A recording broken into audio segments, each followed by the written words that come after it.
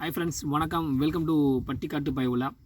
நம்ம யூடியூப் சேனலை வந்து கொஞ்ச நாளாகவே வந்து இயற்கை முறையில் பூச்சி விரட்டி இந்த மாதிரி நிறைய விஷயங்களை வந்து நம்ம கண்டினியூவாக வீடியோகளை பார்த்துட்டு வந்திருக்கோம்.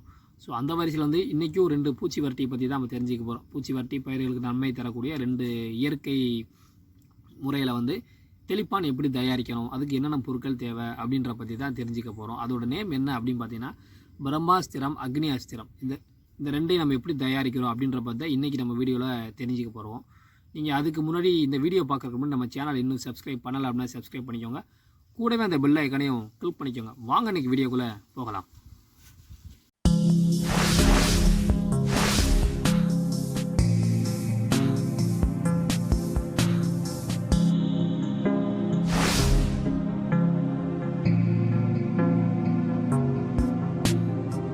ஓகே ஃப்ரெண்ட்ஸ், இந்த 2 விஷயங்களும் வந்து நம்ம எப்படி பண்ணலாம், என்னென்ன பண்ணலாம் அப்படின்ற பற்றி பார்க்க போகிறோம். முதல்ல வந்து பிரம்மாஸ்திரம், அதுக்கு என்னென்ன வேணும் அப்படின்றத பார்த்தீங்கன்னா சாணம் 5 கிலோ, மாட்டு சிறுநீர் அதாவது மாட்டு கோமியம் வந்து ஒரு 5 லிட்ரு, வேப்பிலை ஒரு 5 கிலோ, புங்கன் இலை 2 கிலோ, ஆடதோட இலை 2 கிலோ, இயற்கை இலை 2 கிலோ, நுணா இலை 2 கிலோ. நுணா மீன் மஞ்சளத்தி, எங்கள் ஏரியாவில் மஞ்சளத்தின்னு சொல்லுவாங்க, சில ஏரியாவில் நுணான்னு சொல்லுவாங்க. நுணா இலை 2 கிலோ, ஊமத்தன் செடி வந்து 2, ஊமத்தன் செடி மட்டும் 2, மற்ற எல்லாமே இலை வந்து கிலோ கணக்கில் இருக்கும். அதாவது சாணம் 5 கிலோ, மாட்டு கோமியம் வந்து 5 லிட்ரு, வேப்பிலை 5 கிலோ, புங்கன் இலை 2 கிலோ, ஆடாதோட இலை 2 கிலோ, எருக்கன் இலை 2 கிலோ, நுணா இலை 2 கிலோ, ஊமத்தன் செடி 2.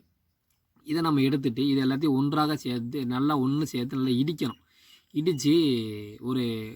இடிச்சிட்டு அந்த மாட்டு சீர்னு இருக்க பார்த்திங்களா, அந்த மாட்டு கோமியத்தையும் சாணத்தையும் நல்லா சேர்த்துட்டு 60 லிட்டரு தண்ணியில் வந்து கலக்கணும். நல்லா 60 லிட்டரு தண்ணியில் கலந்துட்டு 24 மணி நேரம் வந்து நல்லா ஊற வைக்கணும். ஒரு நாள் ஃபுல்லாக நல்லா ஊற வச்சுட்டு அதுக்கப்புறம் நல்லா அதை ஃபில்ட்ரு பண்ணி யூஸ் பண்ணோம் அப்படின்னா பிரம்மாஸ்திரம் தயார். இது வந்து ஒரு பயிர்களுக்கு நல்ல ஊட்டச்சத்து இருந்ததா பூச்சிகள் விரட்டுறையாக நல்லபடியாக பயன்படும். இதுதான் வந்து பிரம்மாஸ்திரம்.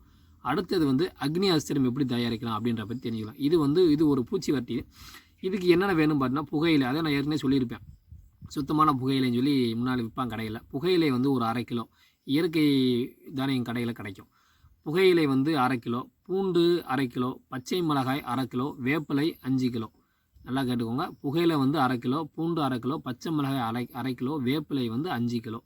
இது எல்லாத்தையும் சேர்த்து நல்லா மண்பானையில் வந்து ஒரு 15 லிட்டரு மாட்டு கோமியம் கலக்கணும். நல்லா கலந்துட்டு ஒரு மண்பானையில் வச்சு கலந்தால் இன்னும் பெஸ்ட்டாக இருக்கும். ஏன் அப்படின்னா அது கொதிக்க வைக்கும் போது வந்து மண்பானையில் கொஞ்சம் நல்லாயிருக்கும். நல்லா மண்பானையில் கலந்துட்டு கொதிக்க வைக்கணும். இந்த கலவையை கொதிக்க வைக்கும் போது வந்து நம்ம வந்து 15 லிட்டரு கோமியம் கலக்கிறோம்.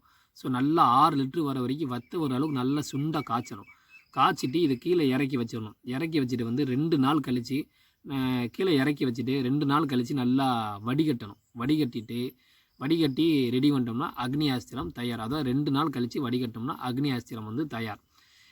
இதை வந்து எப்படி பயன்படுத்தலாம், இதையும் அந்த மேலே சொன்ன பிரம்மாஸ்திரம் எப்படி பயன்படுத்தலாம் அப்படின்னு பார்த்தீங்கன்னா வந்து இதை வந்து ஒரு 200 லிட்டர் தண்ணியில் வந்து 6 லிட்டர் அதை கலக்கணும். அதாவது 200 லிட்டர் தண்ணி எடுத்தோம்னா 6 லிட்டர் நம்ம செஞ்ச பிரம்மாஸ்திரமோ அக்னி அஸ்திரமோ அதை கலந்து பயிர்களுக்கு தெளிக்கலாம்.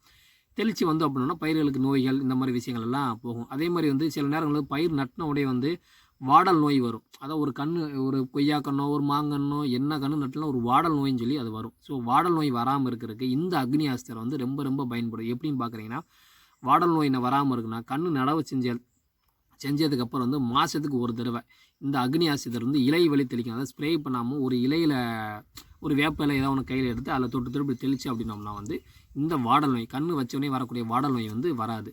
இதுதான் ஃப்ரெண்ட்ஸ் இன்றைக்கி நம்ம பார்த்துட்டு இருந்த 2 வகை பூச்சி வட்டி அப்படின்னு சொல்லலாம். ஸோ இன்றைக்கி வந்து நம்ம இந்த பதிவு பார்த்துருவோம். இதே மாதிரி வந்து நம்ம நாளைக்கு அடுத்த ஒரு நல்ல பதிவில் சந்திக்கலாம். இந்த வீடியோ பற்றின உங்கள் கருத்துக்களை கீழே கமெண்ட் பாக்ஸில் கமெண்ட் பண்ணுங்கள்.